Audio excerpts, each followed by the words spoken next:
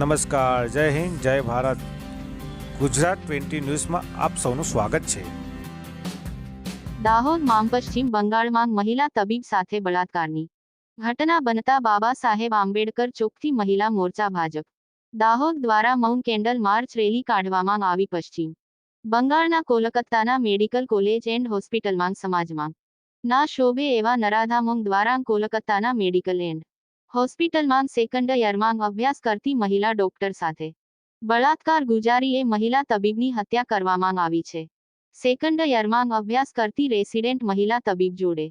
હોસ્પિટલના સેમિનાર હોલમાં બળાત્કાર અને ક્રૂર રીતે હત્યા કરવામાં આવતા મહિલાઓની સુરક્ષાની ગંભીર બેદરકારી પ્રકાશિત કરે છે, જેને લઈ આખા ભારતભરમાં સેકન્ડ યરમાં અભ્યાસ કરી મહિલા તબીબના ન્યાય માટે વિરોધ પ્રદર્શન કરવામાં આવી રહ્યો છે, જેને લઈ મહિલા મોરચા દાહોદ દ્વારા આવા ધિક્કારપાત્ર કૃત્ય પશ્ચિમ બંગાળના કોલકાતા બનેલી ઘટનાને લઈ દાહોદ શહેરના બાબા સાહેબ આંબેડકર ચોકથી માણેકચંદ કુવાથી નગરપાલિકા દાહોદ સુધી મૌન અને કેન્ડલ માર્ચ યોજી અને આવા ધિક્કારપાત્ર કૃત્ય કરનારા નરાધમો સામે તાત્કાલિક કડકમાં કડક પગલાં લેવા માંગ કરી છે. ની લાગણી છે કે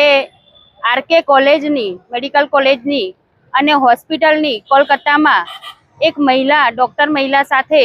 જે બળાત્કાર અને એની હત્યાની જે દુર્ઘટના બની છે, એને આ ક્રૂરતા માટે અમે દાહોદ જિલ્લાની દરેક મહિલા મોરચાની બહેનો આજે કેન્ડલ માર્ચ કરી અને સરકારને અમે આ ક્રૂરતા માટે એક દુઃખની લાગણી અનુભવીએ છીએ અને એની માંગણી કરીએ છીએ કે એમને કાર્યવાહી થાય અને સખ્તમાં સખ્ત સજા મળે.